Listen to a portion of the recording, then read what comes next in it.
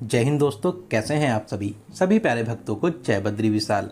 दोस्तों, आज के इस खास और इन्फॉर्मेटिव वीडियो में मैं आपको ऋषिकेश से बद्रीनाथ यात्रा की संपूर्ण जानकारी देने वाला हूं। तो अगर आप भी बद्रीनाथ जाने की प्लानिंग कर रहे हैं तो ये वीडियो आपकी बहुत हेल्प करेगा। इस वीडियो में बात करेंगे आप यहाँ तक कैसे पहुँचेंगे, आप कौन कौन से माध्यमों से बद्रीनाथ जा सकते हैं, बस, शेयरिंग टैक्सी और प्राइवेट टैक्सी का क्या किराया रहता है, रोड की कंडीशंस कैसी हैं, रास्ते में कौन कौन से प्रमुख स्थान, शहर और कस्बे पड़ते हैं, रास्ते में खाने पीने की कैसी व्यवस्था है और आप इस पावन यात्रा को कितने घंटों में पूरा कर लेंगे।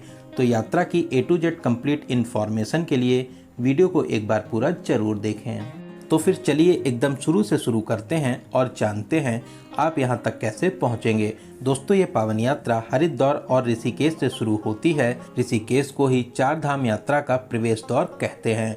दोस्तों, ऋषिकेश बस स्टैंड से बद्रीनाथ के लिए सुबह 3 बजे से ही बसेस मिलना स्टार्ट हो जाती हैं, जो सुबह के 10 से 11 बजे तक ही मिलती हैं। तो आप जितना जल्दी ऋषिकेश से यात्रा शुरू करेंगे उतना ही कम जाम और टाइम से बद्रीनाथ पहुंच जाएंगे।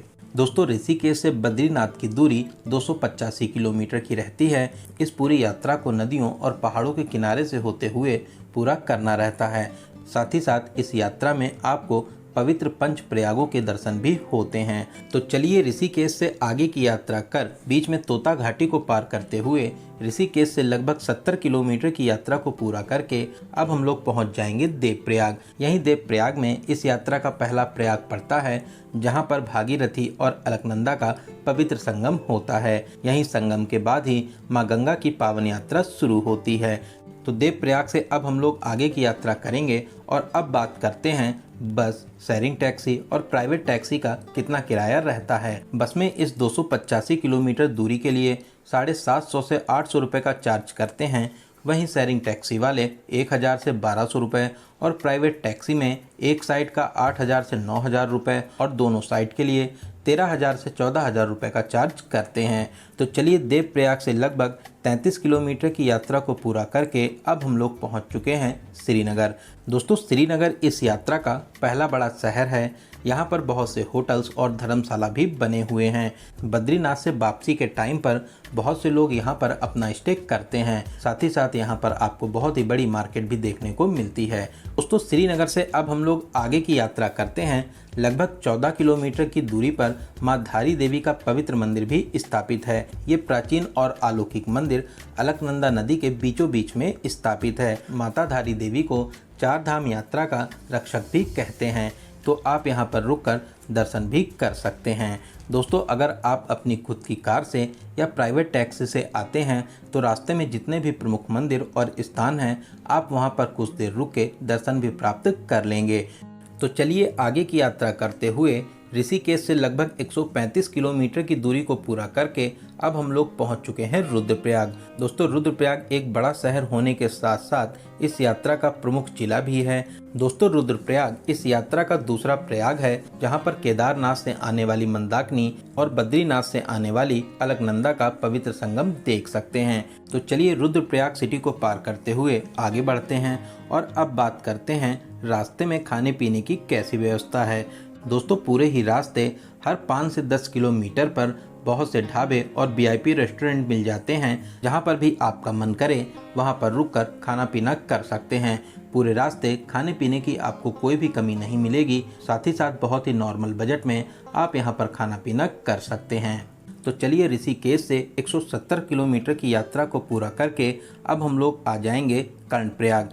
कर्णप्रयाग इस यात्रा का तीसरा प्रयाग है, जहां पर अलकनंदा और पिंडर नदी का संगम होता है। इसके अलावा यहां से मात्र 21 किलोमीटर दूरी पर चौथा प्रयाग नंद प्रयाग भी स्थित है। यहाँ पर आपको अलकनंदा और नंदाकिनी नदी का पवित्र संगम देखने को मिलता है। दोस्तों, इस यात्रा के ये प्रमुख कस्बे हैं। इसके अलावा आप अगर चाहें तो यहाँ पर रुक भी सकते हैं। साथ ही साथ यहाँ पर खाना पीना भी कर सकते हैं। बहुत ही अच्छे ढाबे और VIP रेस्टोरेंट भी यहाँ पर बने हुए हैं। तो चलिए, आगे की यात्रा करते हुए मैथाना, गोपेश्वर, तरतौली और पीपलकोटी को पार कर ऋषिकेश से लगभग 245 किलोमीटर की शानदार यात्रा को पूरा करके अब हम लोग पहुंच जाएंगे जोशीमठ।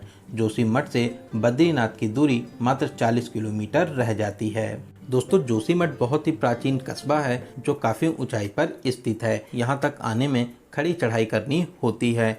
जोशीमठ में ही नरसिंह भगवान का प्राचीन मंदिर भी स्थापित है, जहाँ पर सर्दियों के समय 6 महीने भगवान बद्रीनाथ जी की डोली विराजमान रहती है। दोस्तों जोशीमठ ही इस यात्रा का अंतिम बड़ा कस्बा है। बहुत से लोग जोशीमठ में भी अपना स्टे बनाते हैं, तो आप अगर यहाँ पर रुकना चाहें तो आपको यहाँ पर बहुत से होटल्स भी मिल जाएंगे। आप अपना स्टे भी यहाँ पर बना सकते हैं। तो चलिए जोशीमठ से अब नीचे उतरते हुए आगे की यात्रा करते हैं। यहाँ से मात्र 10 किलोमीटर दूरी पर ही इस यात्रा का अंतिम और 5वां प्रयाग विष्णु प्रयाग स्थित है, जहाँ पर अलकनंदा और धौलीगंगा का पवित्र संगम होता है। तो आप अगर चाहें तो यहाँ पर रुककर इस पवित्र संगम के दर्शन भी कर सकते हैं।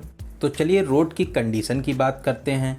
दोस्तों 99% रोड अच्छी बनी हुई हैं। आप वीडियो में इनकी कंडीशंस देख सकते हैं, लेकिन जगह जगह पर ऊपर से पत्थर गिरते हैं, तो देखकर ही आगे की यात्रा करते रहें।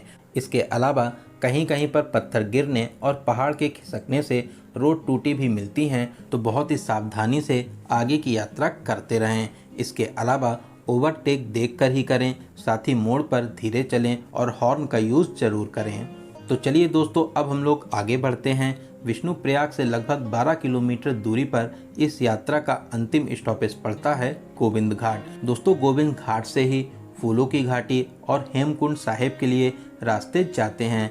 यहाँ पर रुकने के लिए बहुत से होटल्स और धर्मशाला भी बने हुए हैं, तो आप अगर यहाँ पर रुकना चाहें तो यहाँ पर भी रुक सकते हैं।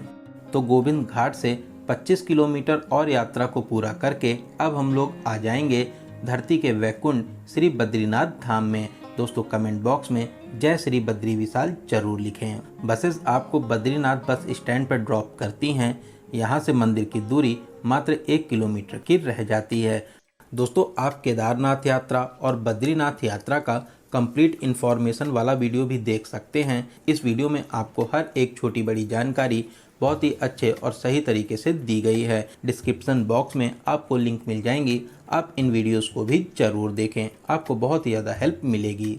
चलिए अब हम लोग बात करते हैं इस पावन यात्रा को पूरा करने में आपको कितना टाइम लगता है। दोस्तों अगर आप प्राइवेट टैक्सी या अपनी खुद की कार से आते हैं तो 7 से 8 घंटे में इस यात्रा को पूरा कर लेंगे। वहीं अगर आप बस से यात्रा करते हैं तो लगभग 9 से 10 घंटे में आप इस यात्रा को पूरा कर लेंगे। अगर रास्ते में आपको जाम मिलता है तो 1 से 2 घंटे और भी समय लग सकता है। तो दोस्तों यहाँ पर मैंने आपको ऋषिकेश से बद्रीनाथ यात्रा की हर एक छोटी बड़ी जानकारी को बहुत ही अच्छे और सही से देने की पूरी कोशिश की है। अगर फिर भी आपके कोई क्वेश्चन रह जाते हैं तो आप कमेंट के माध्यम से पूछ सकते हैं। बहुत ही जल्दी आपके कमेंट का रिप्लाई दिया जाएगा। दोस्तों आप इस वीडियो को कहाँ से देख रहे हैं और आपको ये वीडियो कैसा लगा कमेंट बॉक्स में ज़रूर बताइएगा। अगर आपको ये वीडियो अच्छा लगा हो तो अपने एक लाइक से हमें मोटिवेट ज़रूर करें, साथ ही साथ अपने सभी फ्रेंड्स और रिलेटिव में ज़रूर से ज़रूर शेयर करें। वहीं अगर अभी तक आप अपने चैनल यात्रा मित्र से नहीं जुड़े हैं तो प्लीज़ चैनल को ज़रूर सब्सक्राइब करें, साथ ही साथ बेल आइकन प्रेस करने के बाद में ऑल नोटिफिकेशन को ज़रूर क्लिक करें। तो चलिए दोस्तों अब मिलते हैं किसी ऐसे ही इन्फॉर्मेटिव वीडियो में। तब तक आप अपना और अपने परिवार का बहुत ज़्यादा ख्याल रखें। आपकी यात्रा सफल, सुगम और मंगलमय हो। जय हिंद, जय भारत, जय बद्री विशाल।